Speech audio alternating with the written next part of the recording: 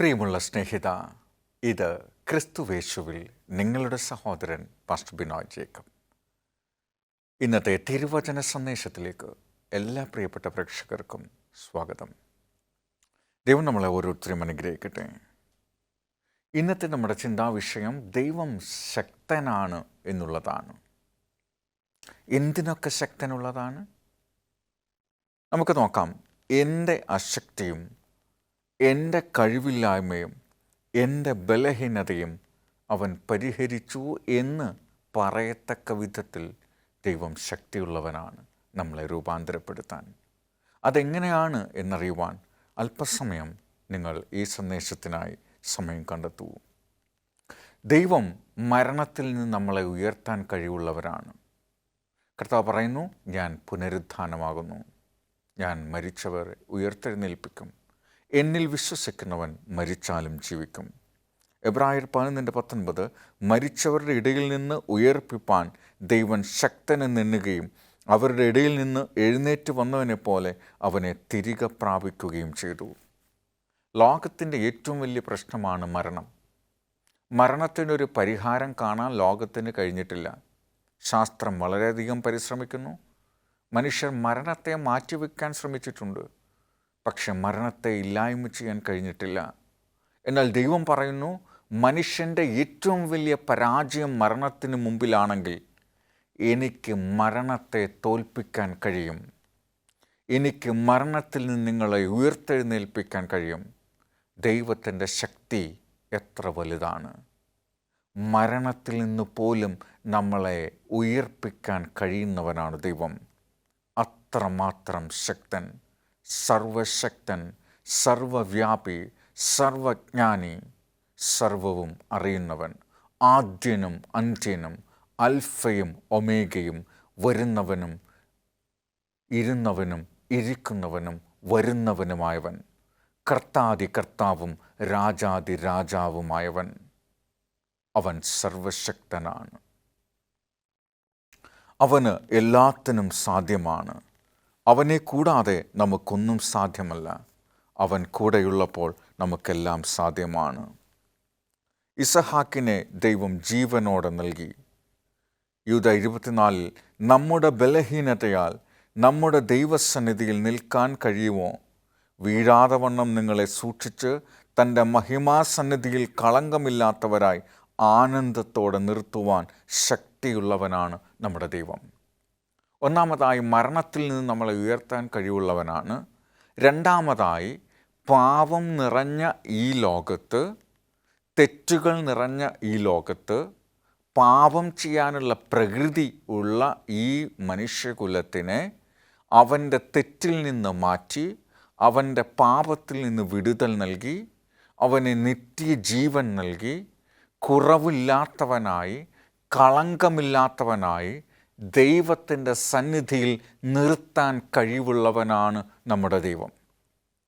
ആ ദൈവം സ്വർഗത്തിൻ്റെ മഹിമാസനം വിട്ട് ഇറങ്ങി വന്ന് ഈ ഭൂമിയിൽ ജീവിച്ച് കാൽവരി ക്രൂശിൽ മരിച്ച് ഉയർത്തെഴുന്നേറ്റ് സ്വർഗത്തിൽ നമുക്ക് വേണ്ടി പക്ഷവാതം ചെയ്ത് നമ്മുടെ കുറവുകളെ പൂർണ്ണമായി നികത്തി ദൈവസന്നിധിയിൽ പൂർണ്ണതയുള്ളവരാക്കി നിർത്താൻ കഴിവുള്ളവനാണ് നമ്മുടെ ദൈവം. നമ്മൾ എത്ര കുറവുള്ളവരാണെങ്കിലും, നമ്മൾ എത്ര പാപികളാണെങ്കിലും, നമ്മുടെ പാപം എത്ര കടും ചുവപ്പായിരുന്നാലും അതിനെ ഹിമം പോലെ വെളുപ്പിച്ച് കോട്ടവും കുറവും മാലിന്യങ്ങളും ഇല്ലാത്തവരായി അവൻ്റെ നീതി കൊണ്ട് പൊതിഞ്ഞ് നമ്മളെ നീതിയുള്ളവരാക്കി ദൈവത്തിന് യോഗ്യതയുള്ളവരാക്കി തീർക്കാൻ ദൈവത്തിന് കഴിയും.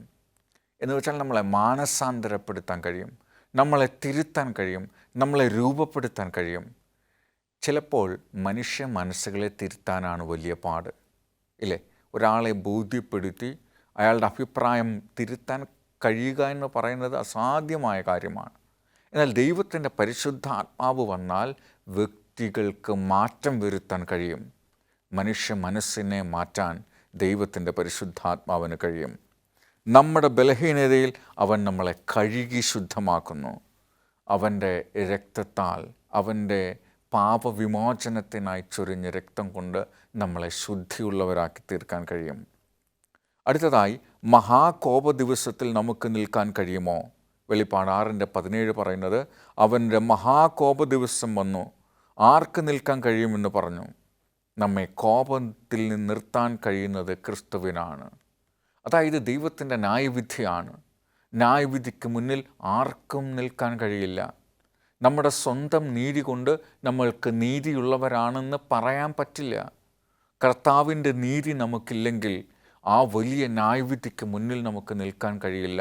ദൈവത്തിൻ്റെ മഹാകോപ ദിവസത്തിൽ, ദൈവത്തിൻ്റെ മഹാകോപ ദിവസത്തിൽ നിന്ന്, ന്യായവിധിയിൽ നിന്ന് നമ്മൾ കുറവുകളും കുറ്റങ്ങളും ഇല്ലാത്തവരായി ദൈവത്തിന് യോഗ്യരായി തീരണമെങ്കിൽ അങ്ങനെ നമ്മളെ മാറ്റി തീർക്കാൻ കഴിവുള്ളത് ദൈവത്തിന് മാത്രമാണ്. അവന് നമ്മളെ പാപം വിമോചിപ്പിക്കാൻ കഴിയും, അവൻ നമ്മളെ ശുദ്ധരാക്കി തീർക്കാൻ കഴിയും, അവന് നമ്മളെ തിരുത്താൻ കഴിയും, അവന് നമ്മളെ രൂപപ്പെടുത്താൻ കഴിയും. അതുകൊണ്ട് ദൈവത്തിന് മനുഷ്യ മനസ്സുകളെപ്പോലും തിരുത്താൻ കഴിയുന്നവനാണ്. ദൈവം കഴിവുള്ളവനാണ്. ഒരു ക്രിസ്ത്യാനിയുടെ ജീവിതത്തിൽ ധാരാളം പ്രശ്നങ്ങളുണ്ടാകും. ഒരുപക്ഷെ ആപത്തുണ്ടാകും, അപകടങ്ങളുണ്ടാകും, ദുഃഖത്തിൻ്റെ പാനപാത്രം കുടിക്കേണ്ടി വന്നേക്കും, അസാധ്യമായ കാര്യങ്ങൾ നേരിടേണ്ടി വന്നേക്കാം, അതിശക്തമായ പരീക്ഷകളെ നേരിടേണ്ടി വന്നേക്കാം, അവിശ്വാസത്തിൻ്റെ അനുഭവത്തിലൂടെ കടന്നു പോകേണ്ടി വന്നേക്കാം, അസംതൃപ്തിയുള്ള അനുഭവങ്ങൾ നമ്മുടെ ജീവിതത്തിലുണ്ടായേക്കാം, നമ്മുടെ കുറവുകൾക്ക് മുന്നിൽ നമ്മൾ തകർന്നു പോയേക്കാം. പക്ഷേ ഭയത്താൽ നമ്മൾ അശക്തരായേക്കാം, നമ്മൾ ശക്തരല്ലാതായി പോയേക്കാം. എന്നാൽ കർത്താവ് പറയുന്നു, ഞാൻ കഴിവുള്ളവനാണ്. He's able, he's able. മരണത്തിൽ നിന്ന് നമ്മളെ ഉയർത്താൻ കഴിയും, നമ്മുടെ ബലഹീനതയിൽ നമ്മളെ ശക്തിപ്പെടുത്താൻ കഴിയും, മഹാകോപ ദിവസത്തിൽ നമ്മളെ നിലനിർത്താൻ ദൈവത്തിന് കഴിയും. ഇവയിലെല്ലാം നമുക്ക് മതിയായവൻ കർത്താവായ യേശുക്രിസ്തുവാണ്. അവൻ നമ്മുടെ ഏക മധ്യസ്ഥനാണ്. അവൻ നമ്മളെ കാത്തു പരിപാലിക്കുന്ന ദൈവമാണ്. ആ ദൈവത്തിൻ്റെ മഹത്വം തിരിച്ചറിയുമ്പോൾ നമുക്ക് പറയാനാവും, കർത്താവേ, ഇത്ര വലിയ സ്നേഹത്തിന് ഞാൻ യോഗ്യതയുള്ളവനായിരുന്നില്ല, ഇത്ര വലിയ കരുണയ്ക്ക് ഞാൻ യോഗ്യതയുള്ളവനായിരുന്നില്ല. അത് നിൻ്റെ ദാനമാണ്, അത് നിൻ്റെ കൃപയാണ്, അത് നിൻ്റെ ശക്തിയാണ്, അത് നിൻ്റെ സ്നേഹത്താലാണ് എനിക്ക് സാധ്യമായത് എന്ന് നമുക്ക് പറയാൻ കഴിയും. ദാനിയേൽ 3:17 പറയുന്നു, ഞങ്ങൾ സേവിക്കുന്ന ദൈവത്തിന് തീച്ചൂളയിൽ നിന്ന് ഞങ്ങളെ രക്ഷിക്കാൻ പ്രാപ്തനാണ് എന്ന് പറയുകയാണ്. ദാനിയേലിനെയും കൂട്ടരെയും രാജാവിനുണ്ടാക്കിയ ബിംബത്തെ ആരാധിക്കാൻ കൂട്ടാക്കാത്തതിൻ്റെ പേരിൽ തീച്ചൂളയിലേക്ക് എറിഞ്ഞു കളവാനായിട്ട് തീരുമാനിക്കുന്നു. നമുക്ക് അസാധ്യമെന്ന് തോന്നുന്ന കാര്യങ്ങൾ ചെയ്യാൻ ദൈവത്തിന് കഴിയും. നമുക്ക് ഇമ്പോസിബിളായിട്ടുള്ള കാര്യങ്ങൾ ദൈവത്തിന് പോസിബിളാണ്. കാരണം അവൻ ദൈവമാണ്, അവൻ സൃഷ്ടിതാവാണ്, അവൻ പരിപാലകനാണ്. മത്തായി 3:9 ഈ കല്ലുകളിൽ നിന്നും മക്കളെ ജനിപ്പിക്കാൻ അബ്രഹാമിന് കഴിയും. വേണമെങ്കിൽ അബ്രഹാമിന് മക്കളെ ഈ കല്ലുകളിൽ നിന്ന് എനിക്ക് ജനിപ്പിക്കാൻ കഴിയുമെന്ന് പറയുന്ന ദൈവം. കാരണം അത് ദൈവം അബ്രഹാമിനോട് പറഞ്ഞു, കടൽക്കരയിലെ മണൽ പോലെയും ആകാശത്തിലെ നക്ഷത്രങ്ങൾ പോലെയും നിനക്ക് സന്തതി ഉണ്ടാകും എന്ന് പറഞ്ഞു പോയിട്ടും വർഷങ്ങൾ കാത്തിരിക്കേണ്ടി വന്നു ഒരു മകനുണ്ടാവാൻ, ഇസഹാക്ക് ഉണ്ടാകാൻ.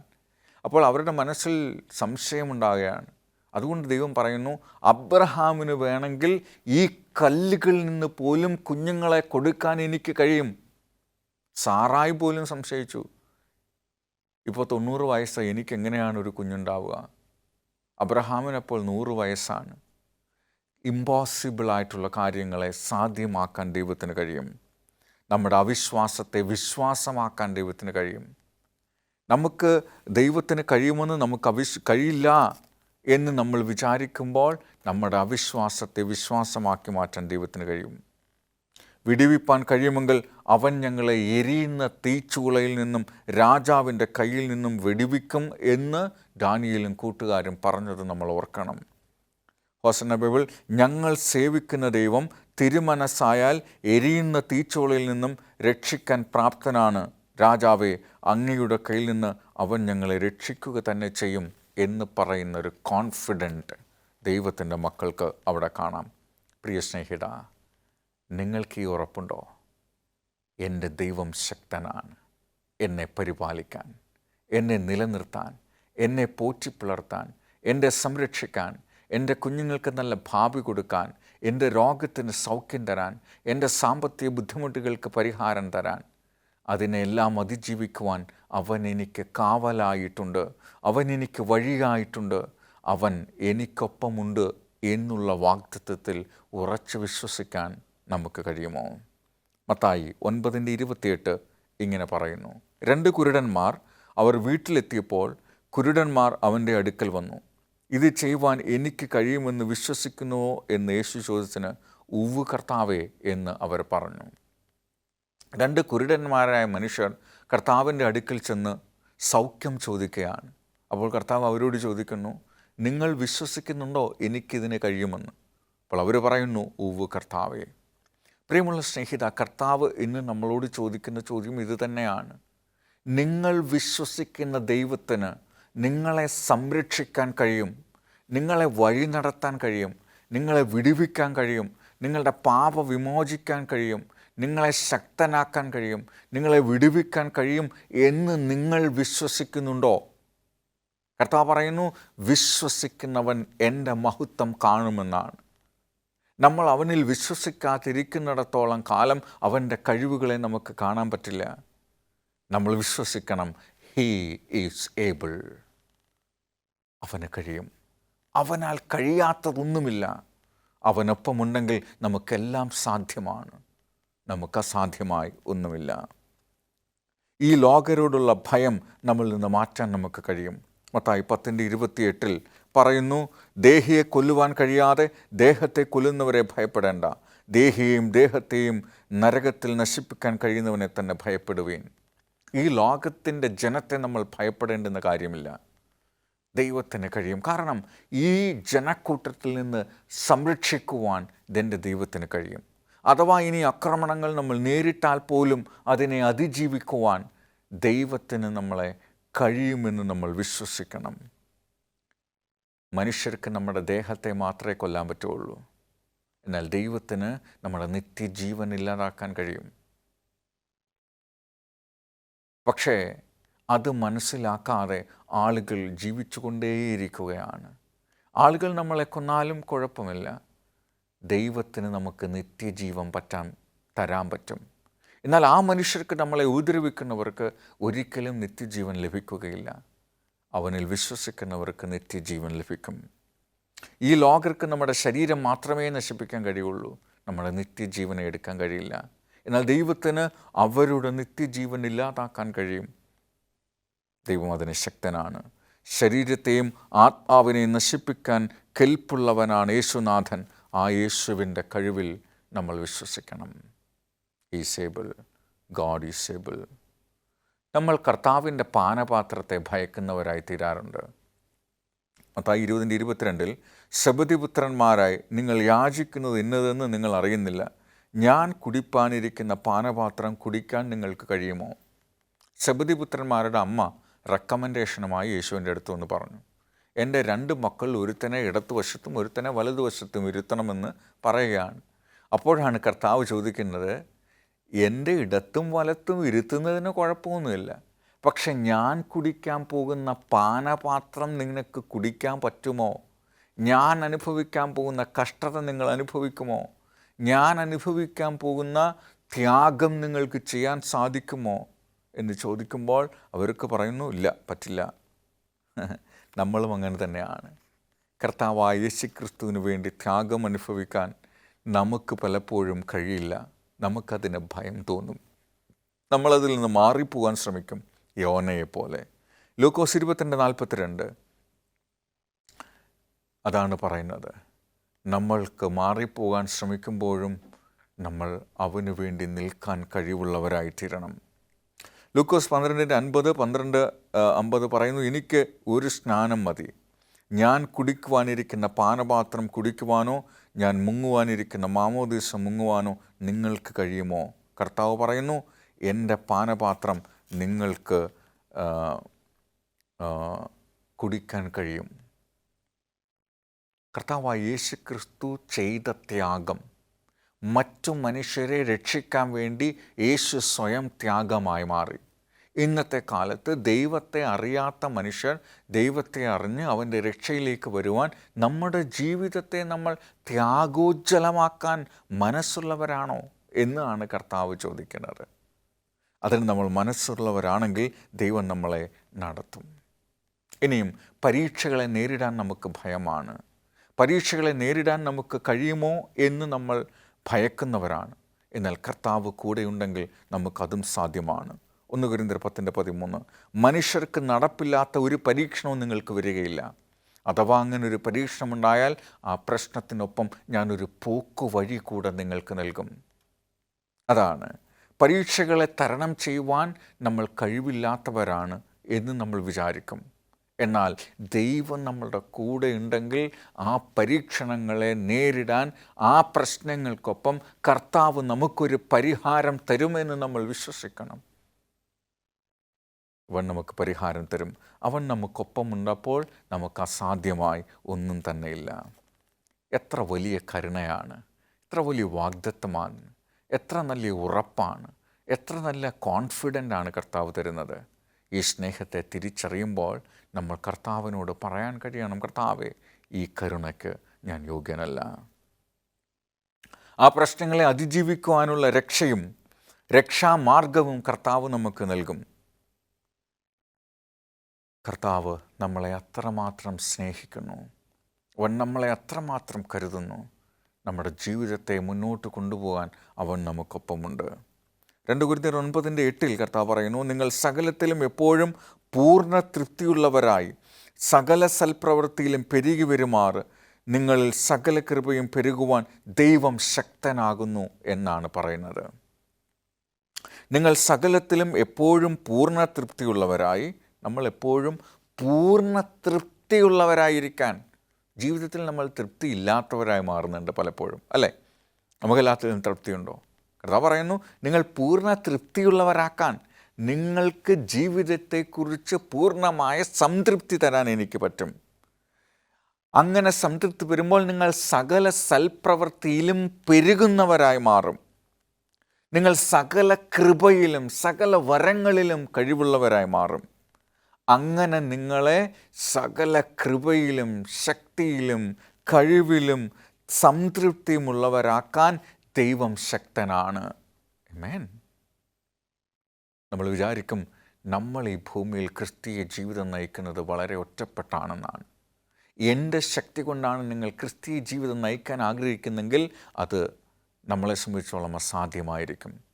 എന്നാൽ നമ്മൾ സേവിക്കുന്ന ദൈവത്തിന് എന്നെ വിടുവിക്കാൻ കഴിവുള്ളവനാണ്, എൻ്റെ ദൈവം സർവശക്തനാണെന്ന് വിശ്വസിക്കുകയാണെങ്കിൽ നമ്മുടെ ജീവിതത്തെ മുന്നോട്ട് നീക്കുവാൻ കർത്താവ് കഴിവുള്ളവനാണ്. നമ്മുടെ ജീവിതത്തിന് സംതൃപ്തി തരും. അവൻ നമുക്ക് വരം നൽകും, അവൻ നമുക്ക് കൃപ നൽകും എല്ലാത്തിനെയും അതിജീവിക്കാൻ. ഒരുപക്ഷെ നമ്മുടെ ജീവിതത്തിൽ ഇന്ന് നമുക്ക് സംതൃപ്തി ഉണ്ടാകില്ല. എല്ലാ നന്മകളും നിങ്ങൾ സമൃദ്ധമാകുവാൻ ദൈവത്തിന് സാധിക്കും. ഇന്ന് നമുക്ക് സാമ്പത്തിക ബുദ്ധിമുട്ടുകളുണ്ടാകാം, രോഗങ്ങളുണ്ടാകാം, ശാരീരികമായ കുറവുകളുണ്ടാകാം, മാനസികമായ വിഷമതകളുണ്ടാകാം. എത്ര വലിയ കുറവുകളുണ്ടായാലും കർത്താവിന് നമ്മളെ കുറവുകളെ ഇല്ലാതാക്കി തൃപ്തിയുള്ളവരാക്കി തീർക്കാൻ ശക്തനാണ്. കുറവുള്ള സ്നേഹം കൊണ്ട് അവൻ നമ്മളെ നേരെയാക്കും. എഫേസ്യർക്ക് ലേഖനം 3:18 നിങ്ങൾ സ്നേഹത്തിൽ വേരൂന്നി അടിസ്ഥാനപ്പെട്ടവരായി വീതിയും നീളവും ഉയരവും ആഴവും എന്തെന്ന് സകല വിശുദ്ധിയോടും കൂടെ ഗ്രഹിപ്പാനും പരിജ്ഞാനത്തെ കവിയുന്ന ക്രിസ്തുവിൻ്റെ സ്നേഹത്തെ അറിവാനും പ്രാപ്തരാക്കും. നമ്മൾ എത്ര കുറവുള്ളവരാണെങ്കിൽ നമ്മൾ സ്നേഹത്തിൽ അടിസ്ഥാനപ്പെട്ടവരും ദൈവസ്നേഹത്തിൻ്റെ ഉയരവും ആഴവും നീളവും വീതിയും മനസ്സിലാക്കി സകല വിശുദ്ധന്മാരെയും പോലെ മനസ്സിലാക്കിപ്പാനും പരിജ്ഞാനത്തെക്കാൾ കവിയുന്ന ക്രിസ്തുവിൻ്റെ സ്നേഹത്തെ അറിയാനും നിങ്ങളെ പ്രാപ്തരാക്കും. അപ്പോൾ മാത്രമേ കർത്താവ് നമുക്ക് വേണ്ടി എന്താ ചെയ്തതെന്ന് നമുക്ക് തിരിച്ചറിയാൻ പറ്റുള്ളൂ. അവൻ്റെ ത്യാഗത്തിൻ്റെ വില അറിയൂ, അവൻ്റെ സ്നേഹത്തിൻ്റെ വില അറിയൂ, അവൻ്റെ കരുതലിൻ്റെ ശക്തി അറിയൂ, അവൻ്റെ കൃപയുടെ ബാഹുത്വം നമുക്കറിയുള്ളൂ. അപ്പോഴാണ് നമ്മുടെ കുറവുകളെക്കുറിച്ച് നമുക്ക് തിരിച്ചറിയുള്ളൂ.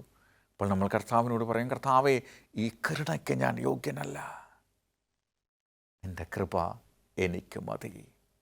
നിൻ്റെ ശക്തി എനിക്ക് മതി, നിൻ്റെ സ്നേഹം എനിക്ക് മതി. അങ്ങനെ പറയാൻ നമുക്ക് സാധ്യമാകും. പ്രിയമുള്ള സ്നേഹിത, കർത്താവ് കഴിവുള്ളവനാണ്. അവൻ സർവശക്തനാണ്. അവൻ സർവവ്യാപിയാണ്. ഈ പ്രപഞ്ചവും പ്രകൃതിയും അവനെ അനുസരിക്കുന്നവനാണ്. അവൻ സൃഷ്ടിതാവായ ദൈവമാണ്. അവൻ രാജാതി രാജാവും കർത്താതി കർത്താവുമാണ്. ആ ദൈവമാണ് നമ്മളെ വിളിച്ചിരിക്കുന്നത്. ആ ദൈവമാണ് നമ്മളെ കരുതുന്നത്. അവൻ്റെ സ്നേഹത്തിൻ്റെ ഉയരവും ആഴവും നീളവും തിരിച്ചറിയാൻ നിങ്ങൾക്ക് മനസ്സുണ്ടോ? നിങ്ങൾക്കവനെ ഇഷ്ടമാണോ? അതോ വെറും പേരിന് വേണ്ടി മാത്രം ക്രിസ്തുവിനെ ഇഷ്ടപ്പെടുന്നവരാണോ? ഒരുപക്ഷെ നമ്മുടെ ഭൗമികമായ ആവശ്യങ്ങൾ നേടാൻ, പരീക്ഷ ജയിക്കാൻ, ജോലി കിട്ടാൻ, സാമ്പത്തികമായ അനുഗ്രഹം നേടാൻ, വീട് വയ്ക്കാൻ, അതിനൊക്കെ വേണ്ടിയുള്ള ഒരു ഉപാധി മാത്രമാണോ കർത്താവ്? അതോ നിങ്ങളെ രക്ഷയ്ക്ക് പ്രാപ്തനാക്കുന്ന ദൈവത്തിൻ്റെ കൃപയാണ്, അവൻ്റെ ത്യാഗമാണ്. കാൽവരി ക്രൂശിൽ ഒരു വിഷ്വൽ ഇഫക്റ്റായിട്ട്, ഒരു 4D എക്സ്പീരിയൻസായി നമ്മോടുള്ള സ്നേഹത്തെ അവൻ കാൽവരി ക്രൂശിൽ നമുക്ക് വേണ്ടി പ്രദർശിപ്പിച്ചു. He has demonstrated it. ആ സ്നേഹത്തെ തിരിച്ചറിയുവാൻ, അതിൻ്റെ ഉയരവും ആഴവും വീതിയും നീളവും അംഗീകരിക്കുവാൻ പ്രിയ സ്നേഹിത, നിനക്ക് മനസ്സുണ്ടോ? അവൻ നിങ്ങളെ ഒരിക്കലും അനാഥനായി വിടുകയില്ല. അവൻ നിങ്ങളെ വഴിയിൽ ഉപേക്ഷിക്കുകയില്ല. അവൻ നമ്മുടെ കൂടെ നടക്കുന്ന ദൈവമാണ്. അവൻ നമ്മളെ പോറ്റി പുലർത്തുന്ന ദൈവമാണ്. അവൻ നമ്മളെ ശക്തനാക്കുന്ന ദൈവമാണ്. നമ്മളെ തൃപ്തിയുള്ളവരാക്കാൻ കഴിവുള്ള ദൈവമാണ്. ആ ദൈവത്തിൻ്റെ കഴിവിൽ നിങ്ങൾ വിശ്വസിക്കുന്നുണ്ടോ? നമ്മുടെ പാപങ്ങളെ മോചിപ്പിച്ച് സ്വർഗത്തിൻ്റെ മഹിമാധനത്തിനൊത്തവണ്ണം നമ്മുടെ കുറവുകളെ നീക്കാൻ കഴിവുള്ളവനാണ്. അവൻ നിത്യരാജ്യത്ത് ജീവിക്കാൻ നമ്മളെ പ്രാപ്തരാക്കുന്ന അവൻ്റെ നീതി കൊണ്ട് നമ്മളെ പൊതിയുന്നവനാണ്. നമ്മുടെ കുറവുകളെ പരിപൂർണമായി മറയ്ക്കുന്നവനാണ്. നമ്മുടെ പാപങ്ങളെ എന്നേക്കുമായി പൊറുക്കുന്നവനാണ്. അവനിനി നമ്മുടെ പാപങ്ങൾ ഓർക്കയില്ല. അവൻ്റെ ത്യാഗമാണ് അവൻ്റെ സ്നേഹത്തിൻ്റെ ഉറപ്പ്. ആ ത്യാഗത്തിൻ്റെ മഹിമയെ തിരിച്ചറിയാൻ നിങ്ങൾക്കിഷ്ടമുണ്ടോ? അത് തിരിച്ചറിയുന്ന നിമിഷത്തിൽ നമ്മൾ കർത്താവിനോട് പറയുന്നത് ഇത്ര മാത്രമായിരിക്കും: കർത്താവേ, ആ ത്യാഗത്തിന് ഞാൻ യോഗ്യനല്ല, ആ കരുണയ്ക്ക് യോഗ്യനല്ല. കർത്താവേ, നിൻ്റെ കൃപ എനിക്ക് മതി. എന്നെ ശക്തനാക്കുന്നവൻ മുഖാന്തരം ഞാൻ സകലത്തിനും മതിയായവനായിത്തീരും. ഞാൻ പാപത്തെ അതിജീവിക്കും, രോഗത്തെ അതിജീവിക്കും, പ്രതിസന്ധികളെ അതിജീവിക്കും. ഞാൻ നിനക്ക് വേണ്ടി നിൽക്കും. ഈ ലോകം ഇടിഞ്ഞു വീണാലും കർത്താവേ, നിൻ്റെ കൃപയാൽ ഞാൻ മതിലുകൾ ചാടിക്കടക്കും. നിന്നാൽ ഞാൻ നിൻ്റെ നിത്യനീതിയുടെ ഭാഗമായിത്തീരും. നിന്നോടൊപ്പം നിൻ്റെ തലയോളം വളർന്ന് നിൻ്റെ സ്നേഹത്തെ പ്രതിഫലിപ്പിക്കുന്ന ജീവിതമായി മാറും. അതിന് കർത്താവേ, എൻ്റെ ജീവിതത്തെ നിൻ്റെ കരങ്ങളിൽ സമർപ്പിക്കുന്നു. നീ എന്നെ ഉപയോഗിക്കണമേ, നീ എന്നെ സഹായിക്കണമേ, നീ എന്നെ ശക്തനാക്കണമേ. നിൻ്റെ കൃപ എനിക്ക് മതി. കർത്താവേ, നിൻ്റെ ത്യാഗവും നിൻ്റെ സ്നേഹവും ഓർക്കുമ്പോൾ ഞാൻ അതിന് യോഗ്യതയുള്ളവനല്ല. എങ്കിലും നീ എന്നെ സ്നേഹിച്ചതിന് എൻ്റെ ജീവിതം കൊണ്ട് ഞാൻ നന്ദി പറയുന്നു. എൻ്റെ ജീവിതം അതിനായി സമർപ്പിക്കുന്നു. അവിടുന്ന് എൻ്റെ ജീവിതത്തെ സ്വീകരിക്കണമേ. ആമേൻ, ആമേൻ.